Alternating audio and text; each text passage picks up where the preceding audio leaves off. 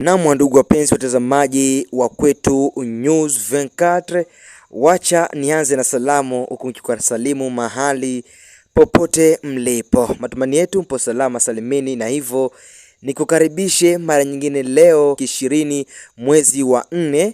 Nikukaribishe moja kwa moja kuungana nami kwenye taarifa mbichi, taarifa ambazo zinazidi kuzuka lakini pia kuendelea na kutrend mtandaoni kuhusiana na hali inayoendelea mashariki mwa Jamhuri ya Kidemokrasia ya Kongo. Na leo ungana nami mwanzo mpaka mwisho ujue kile ambacho kinaendelea, vita vya M23 inayosaidiwa na nchi ya Rwanda, lakini pia serikali ya Kongo inayoongozwa na jeshi ya Kongo ya taifa ambayo ni FARDC wanaungwa mkono na wazalendo ama vijana wazalendo. Twende moja kwa moja tuanzie huko Kivu Kusini. Serikali ya mkoa ya laani ujenzi wa kituo cha kijeshi cha Rwanda huko Kabare kumrazi, na kukumbuka kwamba kingine kilijengwa Bwando kwenye kisiwa cha Ijwi. Serikali ya mkoa Kivu Kusini inaongozwa na gavana Jean-Jacques Purusi na makamu wake ambao ni Jean-Jacques Lakano ilishutumu sehemu za jeshi la Rwanda Jumamosi Aprili 18 kwa kujenga kambi la kijeshi katika kijiji cha Mosho katika eneo la ufalme la Kabare, eneo ambalo kwa sasa linadhibitiwa na muungano wa AFC M23 RDF. Katika taarifa rasmi iliyosainiwa na msemaji wake Luganywa Bashizi Didier Kabei, mtendaji wa mkoa anaonukuu ushuhuda kutoka kwa vyanzo vya ndani vinavyodai kwamba wanajeshi wa Rwanda waliojipenyeza hivi karibuni ndio wanahusika na ujenzi huo. Mamlaka ya mkoa yanalaani kuongezeka huko kwa usalama ambako wanachukulia kama ukiukwaji wa uhuru wa Jamhuri ya Kidemokrasia ya Kongo. Wanadai kusitishwa mara moja kwa ujenzi na kuondolewa kwa vikosi vyote vya kigeni vilivyopo katika eneo la Kongo. Serikali ya mkoa inakumbuka katika suala hili mfano uliowekwa mwaka wa 2025 wakati tayari ilikuwa imetoa tahadhari kuhusu ujenzi unaodaiwa kwa kituo cha kijeshi cha Rwanda kwenye kisiwa cha Ijwi katika ziwa Kivu. Katika taarifa iliyochapishwa mnamo Septemba 7 mwaka 2025, mamlaka ya Kivu Kusini ilidai kwamba kikosi kinachotarajiwa kuwa takriban wanajeshi 730 wa Rwanda kilikuwa kimetumwa usiku katika eneo la Bwando katika kundi la Mugote kupitia barabara ya Msoko kabla ya kuanza kazi ya ujenzi huko. Mtendaji mkuu wa mkoa wakati huo alieleza uwepo huu kama uvamizi uliofanywa chini ya ulinzi wa waasi wa M23 AFC, ikipendekeza jaribio la kunyakua eneo la kimkakati la eneo la Kongo. Kutoka huko Bukavu tukiwa tuko mjini ama mkoa wa Kivu Kusini, maeneo ya Masisi, zaidi ya watu 1350 wamekufa kutokana na maripuko ama mporomoko ya ardhi katika mgodi wa Rubaya unaoendeshwa chini ya udhibiti wa M23.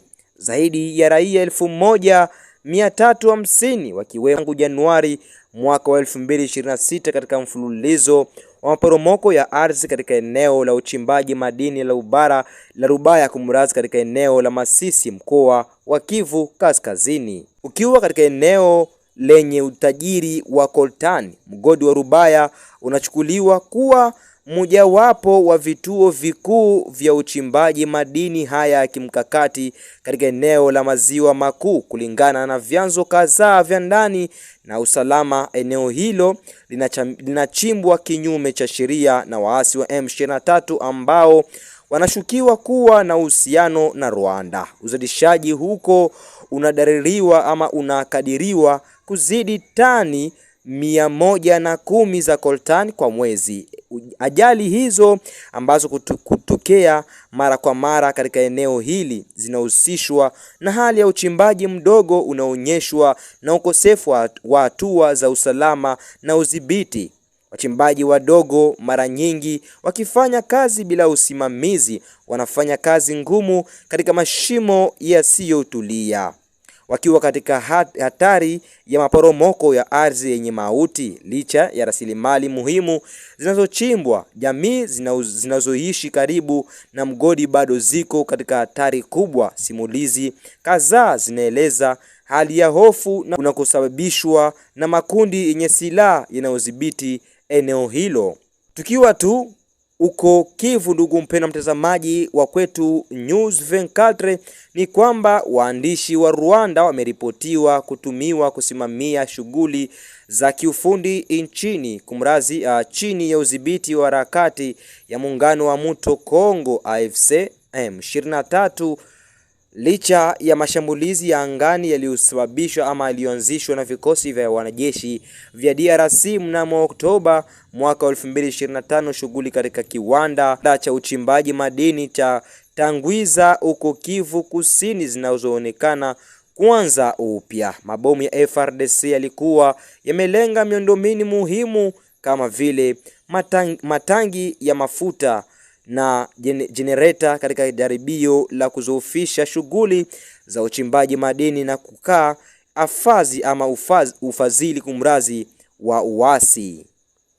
Mbali na hiyo, ndugu mpendwa mtazamaji, ni kwamba Masud Bulozi, jicho maalumu la Donald Trump kuhusu Afrika, alikuwa na mkutano wenye kujenga na rais wa DRC Felix Antoine Tshisekedi, akizungumzia masuala mbalimbali muhimu ya pande mbili, ikiwa ni pamoja na utulivu wa kikanda, ushirikiano na kiuchumi wa matarajio ya maendeleo ya muda mrefu. Na ndugu wapendwa watazamaji wa Kwetu News 24, na matangazo haya unayapata kupitia WhatsApp channel kupitia namba iliyoko chini ya screen yako, lakini pia Facebook, Instagram na TikTok. Bado niko nawe kukuletea habari zinazojiri nchini DRC. Inasemekana kwamba ni wazi kwamba mazungumzo ya Montreux, Uswisi, kati ya ujumbe wa AFC M23 na serikali ya Kongo hayakuzaa matunda mengi sana. Kulingana na waziri mkuu wa Kongo Suminwa Judith, bado kuna mambo magumu kuhusu kufunguliwa tena kwa viwanja vya ndege uko Goma na Kavumu uko Bukavu, ambavyo vinachukuliwa kuwa muhimu katika kurahisisha ufikiaji wa kibinadamu kwa idadi ya watu. Picha za maisha ya raia waliopotea kutokana na mabomu yaliyofanywa kumrazi mshirika wa Twirwaneho M23 huko Mikenge Ponzero na Kalingi usiku wa Jumamosi Aprili 19 mwaka huu 2026. Vyanzo vinaonyesha kwamba chama cha Mahoro Mpa na mwingine wanaounga mkono na Uvira.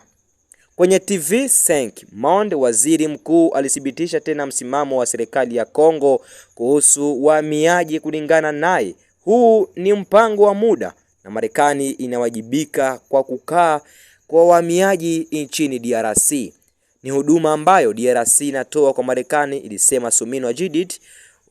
Hoja ambayo bado ina utata. Wataalamu na wanachama wa asasi za kiraia wanaamini serikali ya Kongo inaficha mambo kimakusudi kuhusu swala hiyo.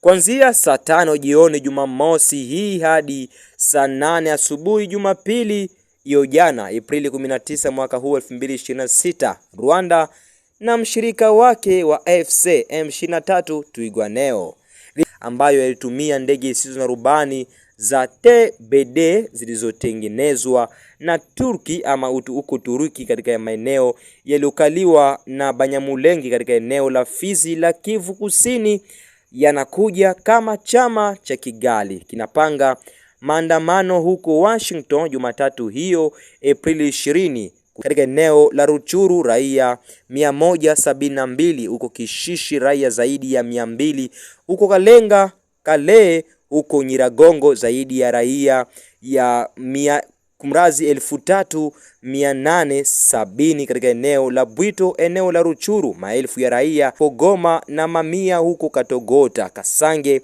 Mtarule wakati wa kusonga mbele kwa waasi wa M23 wanaoungwa mkono na RDF huko Uvira, anaofia mwanaharakati kutoka Lucha kusini mwa Kivu. Na ndugu watazamaji, baada ya habari hiyo ni kujie na habari zinazo trend mtandaoni za sanaa. Tukiwa tu Kivu Kusini, ndugu mpendwa mtazamaji wa habari zinazojiri za sanaa, ni kwamba mwanakomediani mkubwa wa mjini Uvira mwenye byake leo mchana ama jana mchana ameonekana kwa mganga wa asili akitafuta dawa ya mpenzi ili amvutie Nifa. Mambo ya mapenzi yanafika mbali hadi kwa mganga. Kweli mapenzi haya aibu. Sasa tusubiri kuona kama dawa itafanya kazi ama ni nyota tu zitamwangukia.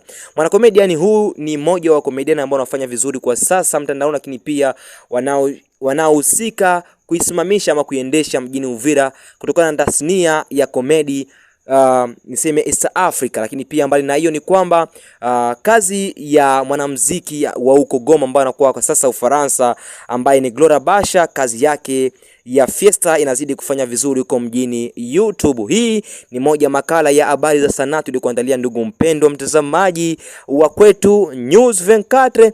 Hii tunafika tamati kabisa mataarifa hii ya habari. Niseme asante kuungana nami mwanzo mpaka tamati ama mwisho wa taarifa hii ya habari. Mimi ni wako mtangazaji wa habari wa kila itwao leo, nyuma ya ufundi mtambo na si mwingine ni Elfas. Nikisema usikose kusubscribe, lakini pia kushare na kulike ili wa kwanza kubarika na kupata habari zetu. Hii ni kwetu News 24.